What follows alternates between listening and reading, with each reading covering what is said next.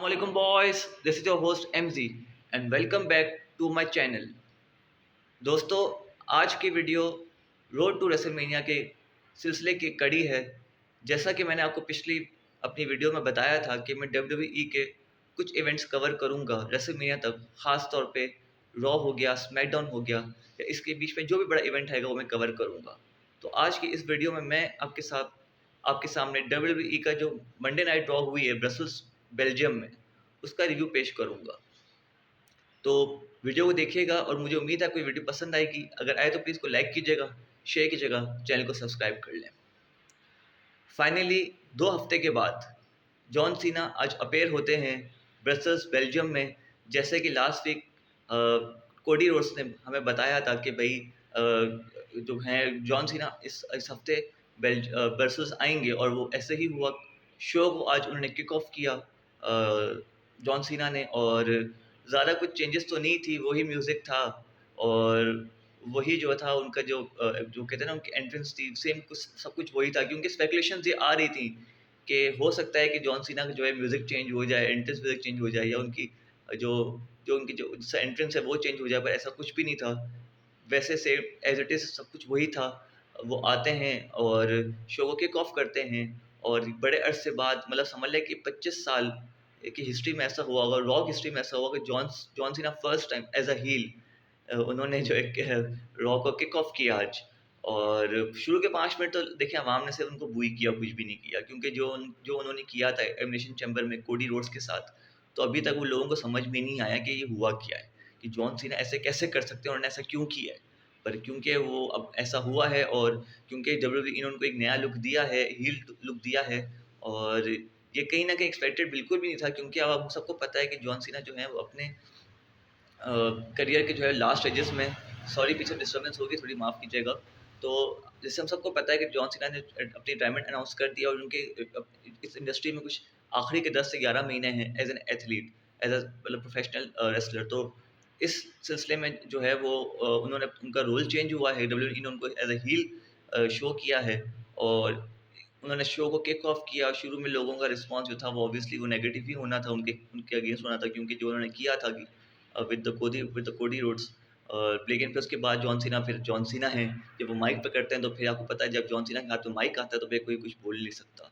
और वैसे ही हुआ, उन्होंने आवाम को जिस तरीके से खामोश करवाया और बताया कि भई इसकी ज़िम्मेदारी किसकी, मतलब कौन ज़िम्मेदार है इस चीज़ का। तो जॉन सीना ने कुछ बातें की, और वो सही भी थी एक तरीके से, क्योंकि जॉन सीना ने कुछ पॉइंट्स उठाए, बोला कि भई मुझे 25 साल हो गए इस इंडस्ट्री के अंदर, मैंने जो कुछ किया वो आवाम के लिए किया, पर इन रिटर्न मुझे आवाम ने क्या दिया? जब मेरे पे एक बैड बैच आया 10 सालों में, पिछले 10 सालों में, जब वो बिल्कुल मैचेस हार रहे थे, उनके पास कोई चैंपियनशिप जिनको मैचेस में थे वो जीत नहीं पा रहे थे, वो बिल्कुल क्या कहते हैं ना, वो बिल्कुल मेंटल ब्रेकडाउन में चले गए थे। वहाँ पे उस वक़्त किसी ने भी उनको सपोर्ट नहीं किया, ना इस क्राउड ने सपोर्ट किया, ना इस डब्ल्यूडब्ल्यूई यूनिवर्स ने सपोर्ट किया। तो उन्होंने बोला कि भई आप मुझसे क्या चाह रहे हो? क्या मैं तुम्हारा पपेट हूँ, या मैं तुम लोगों का कोई टॉय हूँ? ठीक है ना, कि मैं तुम लोगों की बात सुनता रहूँ और कब तक सुनता रहूँ? मुझे भी जीत चाहिए, और मैं जीतना चाहता हूँ, मैं जीतूँगा। तो मतलब उन्होंने अपना एक कहते हैं ना, मैं आपको इसको समराइज़ करना चाहता हूँ इस रॉ को, क्योंकि इस रॉ में कुछ चीज़ें बहुत ज़्यादा हुई हैं, तो मैं ज़्यादा लंबी वीडियो नहीं करूँगा, उसको समराइज़ करने की कोशिश करूँगा। तो उन्होंने कुछ पॉइंट्स उठाए, उन्होंने बोला कि भई अब ऐसा नहीं होगा, जो पास्ट में हो गया वो हो गया, लेकिन अब ऐसा नहीं होगा, और अब मैं आपके सामने इसी तरीके से आऊँगा, और आपको कबूल करना है तो करो, नहीं करना तो कोई बात नहीं, क्योंकि अब इसी तरीके से जो है मैं चीज़ें करूँगा। उन्होंने अपनी मर्चेंडाइज़ की बात की, उन्होंने बोला कि अभी आज मैं जो कुछ पहन कर आया हूँ, जो मर्चेंडाइज़ मैं आज पहन कर आया हूँ, वही मर्चेंडाइज़ मैं देख रहा हूँ कुछ लोग पहन कर आए हैं। अगर मैं इतना ही लोगों को इतना बुरा लगता हूँ तो क्यों पहन कर आएँ? उन्होंने बोला कि भई मुझे तुम लोग नहीं चाहिए, मतलब I don't need you, you need me. ठीक है ना? उन्होंने चीज़ बोली कि भई मुझे तुम लोग नहीं चाहिए हो, लेकिन तुम लोगों को मैं चाहिए हूँ, तो मैं जैसा करूँगा वो तुम लोग करोगे, और भई मैं तो ऐसे ही करूँगा, अब तुम लोगों को पसंद आता है, नहीं आता, आई डोंट केयर, और मैं ऐसे ही चलूँगा।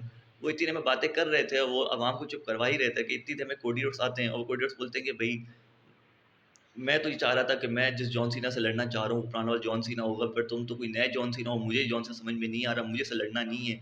तो तुम भई मुझे तो उसी जॉन सीना से लड़ना है जो पुराना जॉन सीना उससे लड़ना चाहता हूँ, मुझे ही इस जॉन सीना से ही लड़ना। वो भाषण देके चले गए वहाँ पे।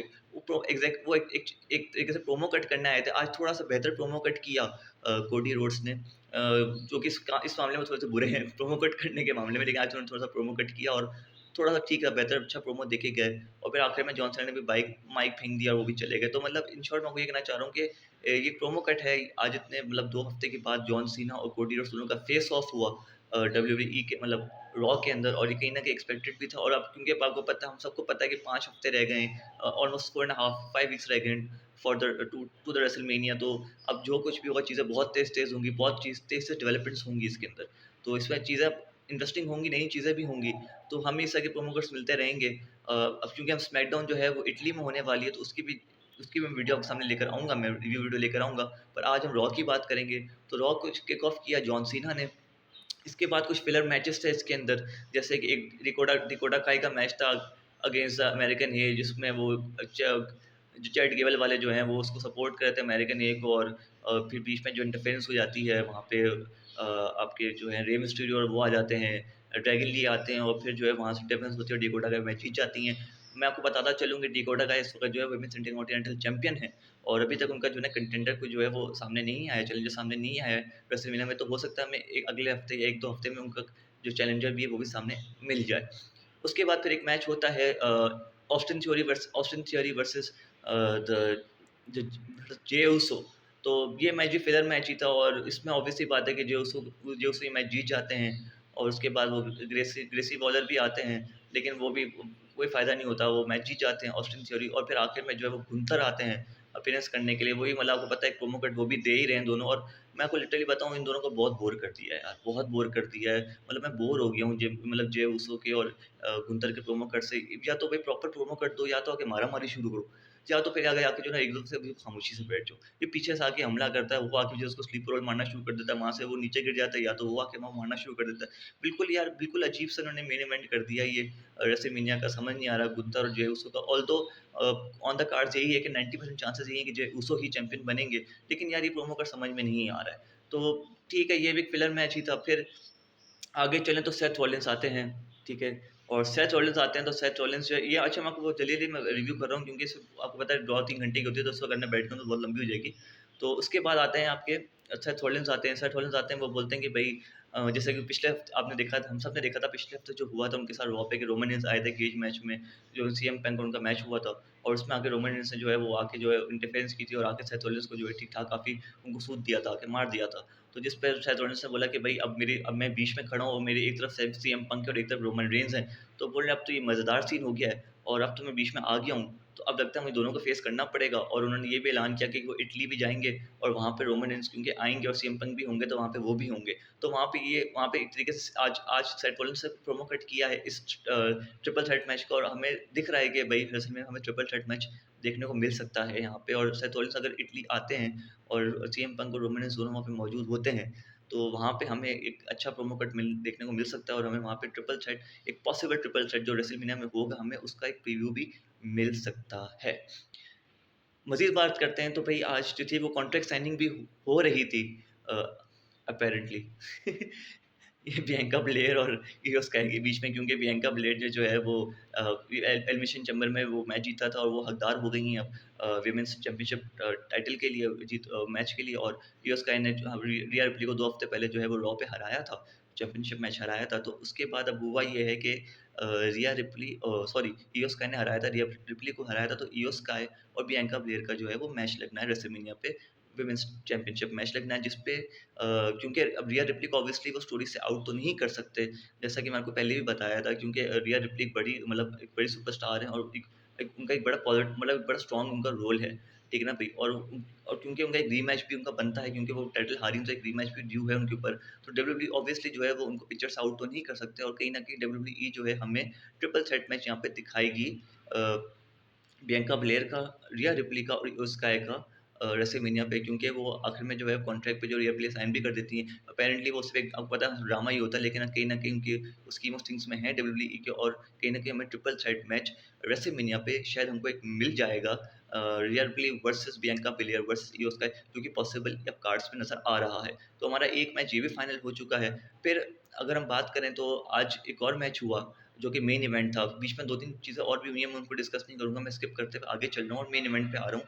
आज का जो मेन इवेंट था, हाँ, एक मैच और हुआ था, पेंटा वर्सेस रुड्ज़िक क्राइगर, एक मैच हुआ था। और ये इस मैच में जो है वो पेंटा जीत जाते हैं, और माफ़ी चाहता हूँ डिस्टर्बेंस के लिए। तो ये मैच जो है वो पेंटा जीत जाते हैं। और उसके बाद होता ये है कि जब मेन इवेंट होता है जिसमें ब्रॉन ब्रेकर जो है अपना टाइटल डिफेंड कर रहे होते हैं अगेंस्ट फिन बैलर, तो वो मैच चल रहा होता है, तो इतने अरसे में, क्योंकि साथ में आपको पता है कि जजमेंट डे भी बीच में इन्वॉल्व हो जाती है इस मैच के अंदर कहीं ना कहीं, तो वो उल्टा पड़ जाता है वो, और ब्रॉन ब्रेकर वो मैच जीत जाते हैं। और जब वो मैच जीत जाते हैं तो एट द एंड होता ये है कि भाई ये तीनों मिलके जो है फिन बैलर हो गए और कार्लिटो हो गए और डोमिनिक मिस्टीरियो हो गए, तीनों मिलके जो है वो ब्रॉन ब्रेकर को जो है वो ये कहते हैं चीप चीप अटैक उन पे कर रहे होते हैं। तो इतनी देर में पेंटा आते हैं और वो रिंग विंग क्लियर करते हैं, और एक प्रोमो दिया है यहाँ पे आखिर में कि ब्रॉन ब्रेकर जो है वो टाइटल उन्होंने हाथ में पकड़ी भी होती है, और पेंटा ने जो है वो उनके सामने फेस टू फेस खड़े हुए होते हैं। और पेंटा ने भी इसके शुरू में जब उनका मैच हुआ था जो वो जीते थे, तो उन्होंने बोला था कि भाई अब मेरा जो नेक्स्ट स्टेप होगा वो इंटरकॉन्टिनेंटल चैंपियनशिप होगा। तो अब हमें लग रहा है कि रेसलमेनिया में हमें ब्रॉन ब्रेकर वर्सेस पेंटा का जो है हमें मैच देखने को मिल सकता है। ये हो सकता है डब्ल्यूडब्ल्यूई मैच पहले भी लगा दे, लेकिन ये अब ऑन द कार्ड्स हो गया है, रेसलमेनिया में कहीं कहीं ना कहीं मैच हमें देखने को मिल सकता है। तो ये मोटा मोटा था आज का रॉ का रिव्यू था। सॉरी ये वीडियो थोड़ी लेट आ रही है क्योंकि रॉ मंडे को होती है और ये वीडियो मैं आज शूट कर रहा हूँ, तो अब तो लेट हो गया।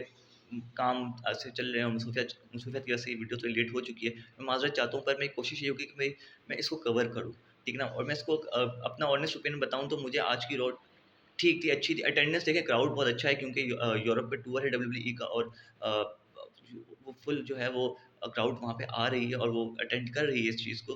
पर शो में कोई इतना मैं बोलूँगा, शो को मैं आउट ऑफ 7 दूँगा, आउट ऑफ 6 आउट ऑफ 10 दूँगा। क्योंकि यार जॉन सीना का अगर मैं आपको पार्ट हटा दूँ तो उसके अलावा शो में इतना कुछ ख़ास था नहीं, ठीक है ना भई। अब ये ज़्यादा एक्सपेक्ट भी नहीं कर सकते क्योंकि अब अभी सारे मैचेस लाइन अप हुए हुए हैं, और अब चूँकि इंटरेस्ट जो है वो लोगों का जो इस वक़्त वो कोडी रोड्स से जॉन सीना वाले मैच में ज़्यादा है, और Roman Reigns versus CM Punk versus Seth Rollins अगर ये मैच होता है तो इसमें लोगों का इंटरेस्ट ज़्यादा होगा क्योंकि ये 2 मैचेस बहुत बड़े मैचेस होने वाले हैं। तो इसके जितना वो प्रोमो कट करना चाह रही है डब्ल्यूडब्ल्यूई, अगर उससे ज़्यादा प्रोमो कट कर लेगी, और अगर रॉक अगर फाइनल बॉस अगर कहीं न कहीं अगर पिक्चर में आ जाते हैं नेक्स्ट वीक या कभी भी आ जाते हैं, तो इससे बड़ा फ़ायदा हो सकता है डब्ल्यूडब्ल्यूई को प्रमोशन में रेसलमेनिया की। तो इसलिए मैं इस रॉ को ज़्यादा ज़्यादा स्कोर नहीं दूँगा, 6.5 7 दे दूँगा, आउट ऑफ 10 दे दूँगा। ज़्यादा मुझे इससे, क्योंकि सारा चीज़ें एक्सपेक्टेड थी और बहुत फिलर मैचेस थे और बहुत चीज़ें रिपीट हो रही हैं। जैसे कि जे उस और गुंतर का जो चक्कर है, ये बहुत ज़्यादा रिपीट हो रही है। अब ये बोर कर रहा है। जजमेंट डे बोर कर रही है। जजमेंट डे का कुछ समझ में नहीं आ रहा, ना तुक समझ में आ रही है, ना कुछ समझ में आ रहा है। तो मेरे ख्याल से जजमेंट डे भी अपने लास्ट लास्ट स्टेजेस पर आपको ये भी ऑन द ब्रिंक है कि भी कभी भी जो है ना ये आपको एक ग्रुप टूटता नज़र आ सकता है। तो अब चीज़ें बहुत ड्रैग हो रही हैं जजमेंट डे के इस हवाले से भी, और कुछ चीज़ों और भी जिसके बहुत ड्रैग हो रही हैं। तो आई होप डब्ल्यूडब्ल्यूई अपनी स्टोरी लाइन में थोड़ा कुछ अभी इंटरेस्टिंग पैदा करेगा, क्योंकि अब रेसलमेनिया नज़दीक है, 4-5 हफ्ते रह गए और अब कुछ ना कुछ डेवलपमेंट्स होंगी, अच्छी डेवलपमेंट्स होंगी। तो आई होप कि हमें जो है ना, जो फ्राइडे नाइट स्मैकडाउन है, जो अभी इटली में होगी, ये हमें को अच्छी मिले, और आई होप कि हमें मज़ा आए देखने में और रेसलमेनिया अच्छा हो। अगर ये वीडियो पसंद आई है तो प्लीज़ इसको लाइक कीजिएगा, शेयर कीजिएगा, चैनल को सब्सक्राइब कर लें। अपने होस्ट एमजी को इजाज़त दीजिए। अल्लाह हाफ़िज़।